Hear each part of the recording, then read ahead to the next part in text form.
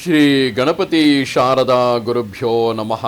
ಯತ್ರ ಯೋಗೇಶ್ವರ ಕೃಷ್ಣೋ ಯತ್ರ ಪಾರ್ಥೋ ಧನುರ್ಧರಃ ತತ್ರ ಶ್ರೀ ವಿಜಯ ಭೂತಿರ್ಧ್ರುವ ನೀತಿರ್ಮತಿರ್ಮಮ.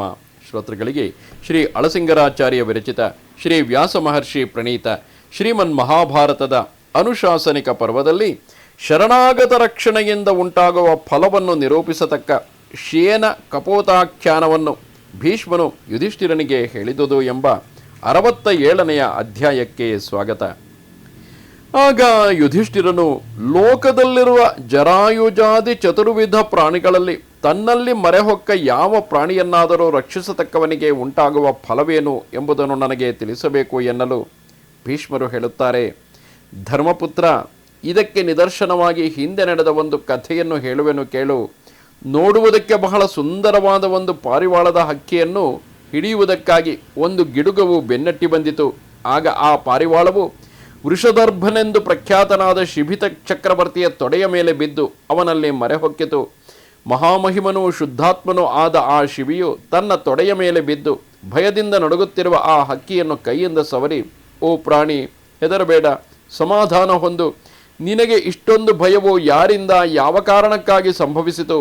ನೀನು ಮಾಡಿದ ತಪ್ಪೇನು? ಮೈಮೇಲೆ ಪ್ರಜ್ಞೆಗಿಲ್ಲದೆ ಭಯಭ್ರಾಂತನಾಗಿ ನೀನು ಬಂದ ಕಾರಣವೇನು? ದಾಳಿಂಬಿಯ ಮತ್ತು ಅಸುಗೆಯ ಹೂವಿನಂತೆ ಕೆಂಪಾದ ಕಣ್ಣುಗಳಿಂದಲೂ ಅಂದವಾದ ಬಣ್ಣದಿಂದಲೂ ಸುಂದರವಾದ ರೂಪದಿಂದಲೂ ನೀಲೋತ್ಪಲದ ಬಣ್ಣಕ್ಕಿರುವ ಶಿರಸ್ಸಿನಿಂದಲೂ ಕೂಡಿದ ನೀನು ಹೀಗೇಕೆ ನಿಷ್ಕಾರಣವಾಗಿ ಭಯಪಡುತ್ತಿರುವೆ? ಹೆದರಬೇಡ, ನಿನಗೆ ಅಭಯವನ್ನು ಕೊಡುವೆನು. ನನ್ನಲ್ಲಿಗೆ ಬಂದ ಮೇಲೆ ನಿನ್ನನ್ನು ಬೇರೆ ಯಾರೂ ಏನನ್ನೂ ಮಾಡಲಾರರು.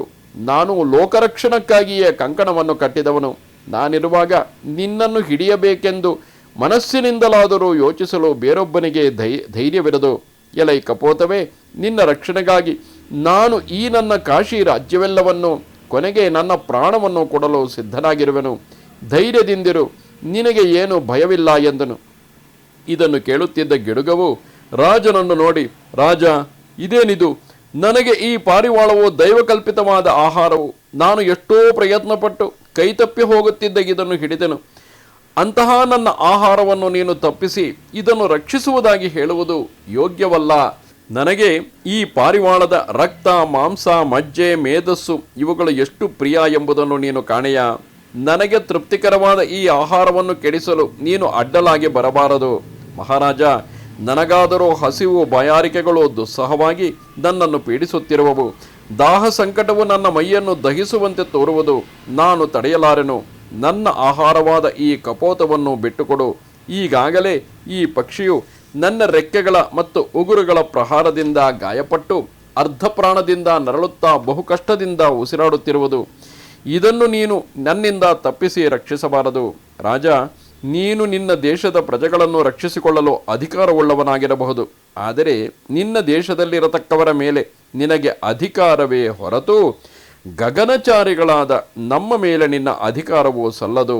ನಿನ್ನ ಶತ್ರುಗಳಲ್ಲಿ, ನಿನ್ನ ಭೃತ್ಯರಲ್ಲಿ, ನಿನ್ನ ಸ್ವಜನ ವ್ಯವಹಾರಗಳಲ್ಲಿ ನೀನು ಅಧಿಕಾರವುಳ್ಳವನಾಗಿರಬಹುದು. ನಿನ್ನ ಇಂದ್ರಿಯಗಳಿಗೆ ಬೇಕಾದ ಸುಖಗಳಿಗೂ ನೀನು ಅಧಿಕಾರಿಯಾಗಿರಬಹುದು. ಆದರೆ ನಿನ್ನ ಅಧಿಕಾರವು, ಪರಾಕ್ರಮವು ಆಕಾಶಕ್ಕೆ ಸಲ್ಲದು. ಆದುದರಿಂದ ಈ ಪ್ರಯತ್ನವನ್ನು ಬಿಡು. ನಿನ್ನ ಸ್ವತ್ತನ್ನು ಅಪಹರಿಸತಕ್ಕವರ ಮೇಲೆ ನೀನು ಬೇಕಾದ ಹಾಗೆ ಪರಾಕ್ರಮವನ್ನು ತೋರಿಸಬಹುದು. ಅದು ಮಾತ್ರವೇ ನಿನಗೆ ಯೋಗ್ಯವು. ಈ ಕಪೋತದ ವಿಷಯದಲ್ಲಿ ನೀನು ಧರ್ಮವನ್ನು ಯೋಚಿಸುವುದಾದರೆ ಅದರಂತೆ ನನ್ನ ವಿಷಯದಲ್ಲಿಯೂ ನೀನು ಧರ್ಮವನ್ನು ಯೋಚಿಸಬೇಡವೇ? ರಾಜನಾದ ನೀನು ನಮ್ಮಿಬ್ಬರ ವಿಷಯದಲ್ಲಿಯೂ ಪಕ್ಷಪಾತವಿಲ್ಲದಂತೆ ನಡೆಯಬೇಕಲ್ಲವೇ ಎಂದಿತು. ಗಿಡುಗನ ಮಾತುಗಳನ್ನು ಕೇಳಿ ಶಿಬಿಯು ಆಶ್ಚರ್ಯಪಡುತ್ತಾ ಆ ಗಿಡುಗವನ್ನು ಗೌರವದಿಂದ ಆಧರಿಸಿ ಹೀಗೆಂದು ಪ್ರತ್ಯುತ್ತರವನ್ನು ಹೇಳುವನು. ಎಲೈ ಗಿಡುಗವೇ, ಒಂದು ಎತ್ತನ್ನೋ, ಹಂದಿಯನ್ನೋ, ಜಿಂಕೆಯನ್ನೋ ನೀನು ನಿನ್ನ ಆಹಾರಕ್ಕಾಗಿ ಉಪಯೋಗಿಸಿಕೊಳ್ಳಬಹುದು. ಅವುಗಳ ಮಾಂಸದಿಂದ ನಿನ್ನ ಹಸಿವನ್ನು ತೀರಿಸಿಕೊಳ್ಳಬಹುದಲ್ಲವೇ? ನನ್ನಲ್ಲಿ ಮರೆಹೊಕ್ಕವರನ್ನು ಕೈಬಿಡುವುದಿಲ್ಲ ಎಂಬುದು ನನ್ನ ವ್ರತವು. ಇದೋ ನೋಡು, ಈ ಪಾರಿವಾಳವು ನನ್ನ ಮೈಯನ್ನು ಬಿಡದೆ ಹೇಗೆ ಅಪ್ಪಿಕೊಂಡಿರುವುದು ನೋಡು ಎನ್ನಲು. ಆಗ ಗಿಡುಗವು, ರಾಜ, ನನಗೆ ಹಂದಿಯಾಗಲಿ ಎತ್ತಾಗಲಿ ಬೇಕಾದುದಿಲ್ಲ. ನೀನು ಬೇರೆ ಥರದ ಪಕ್ಷಿಗಳನ್ನು ಕೊಟ್ಟರೂ ನನಗೆ ಬೇಕಾಗಿಲ್ಲ. ಬೇರೆ ಅನ್ನಾದಿಗಳಿಂದಲೂ ನಾನು ತೃಪ್ತನಾಗುವ ಹಾಗಿಲ್ಲ. ಅವುಗಳಿಂದ ನನಗೇನಾಗಬೇಕು? ನನಗೆ ದೈವಕಲ್ಪಿತವಾದ ಆಹಾರವು ಯಾವುದೋ ಅದನ್ನೇ ನಾನು ತಿನ್ನಬೇಕು. ಗಿಡುಗಗಳು ಪಾರಿವಾಳಗಳನ್ನು ತಿನ್ನುವುದು ಎಂಬುದೇ ಬಹುಕಾಲದಿಂದ ಬಂದ ಪದ್ಧತಿ. ಓ ಉಶೀನರ, ನಿನಗೆ ಈ ಪಾರಿವಾಳದಲ್ಲಿ ಅಷ್ಟೊಂದು ಪ್ರೀತಿ ಇದ್ದ ಪಕ್ಷದಲ್ಲಿ ಈ ಪಕ್ಷಿಯ ತೂಕಕ್ಕೆ ನಿನ್ನ ದೇಹದ ಮಾಂಸವನ್ನು ಕೊಯ್ದು ಕೊಡು ಎಂದಿತು. ಅದಕ್ಕೆ ಆ ಶಿಬಿಯು, ಓ ಪಕ್ಷಿ, ಅವಶ್ಯವಾಗಿ ಹಾಗೆಯೇ ಮಾಡುವೆನು.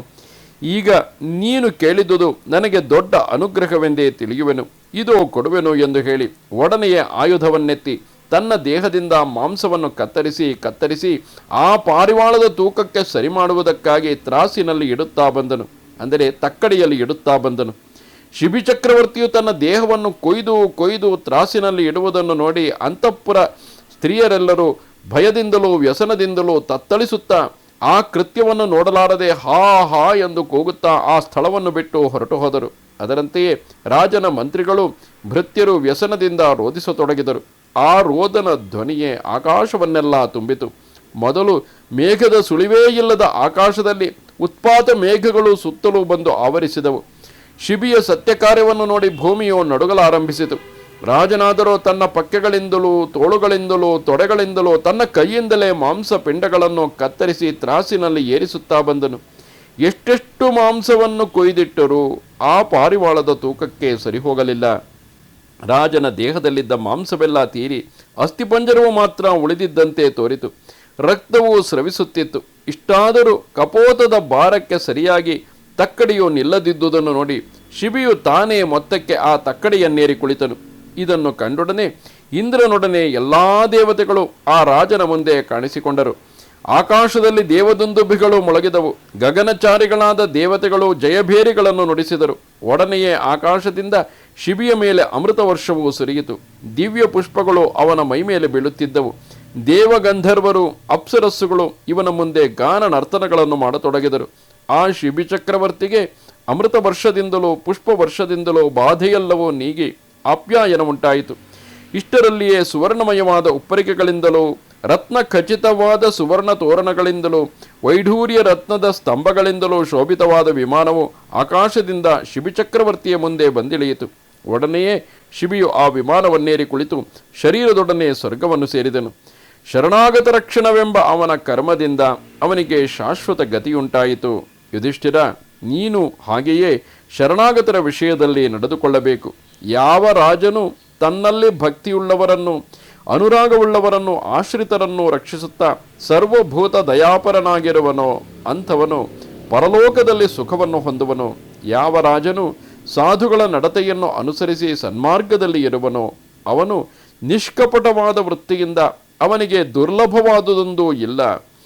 ಶುದ್ಧಾತ್ಮನು ಸತ್ಯಪರಾಕ್ರಮನೂ ಆದ ಆ ಕಾಶಿರಾಜನು ಹೀಗೆ ಕಪೋತ ರಕ್ಷಣವೆಂಬ ಸತ್ಕಾರ್ಯದಿಂದ 3 ಲೋಕಗಳಲ್ಲಿಯೂ ಪ್ರಸಿದ್ಧನಾದನು. ಇದೇ ವಿಧವಾಗಿ ತಾನಾಗಿಯೋ ಇನ್ನೊಬ್ಬರಿಂದಲೋ ಶರಣಾಗತ ರಕ್ಷಣೆಯನ್ನು ಮಾಡಿಸಿದವನು ಅದೇ ಗತಿಯನ್ನು ಹೊಂದುವನು. ರಾಜರ್ಷಿಗಳಾದ ವೃಷದರ್ಭನ ಈ ಚರಿತ್ರವನ್ನು ಬಾಯಿಂದ ಆಡಿದವನು, ಕಿವಿಯಿಂದ ಕೇಳಿದವನು ಶುದ್ಧಾತ್ಮನಾಗುವರು. ಇದು ಶ್ರೀಮನ್ ಮಹಾಭಾರತದ ಅನುಶಾಸನಿಕ ಪರ್ವದ 67ನೆಯ ಅಧ್ಯಾಯವು. ನಮಸ್ತೆ ಶಾರದೆ ದೇವಿ ಕಾಶ್ಮೀರ ಪುರವಾಸಿನಿ ತ್ವಾಮಹಂ ಪ್ರಾರ್ಥಯೇ ನಿತ್ಯಂ ವಿದ್ಯಾದಾನಂಚ ದೇಹಿಮೆ. ನಮಸ್ಕಾರ.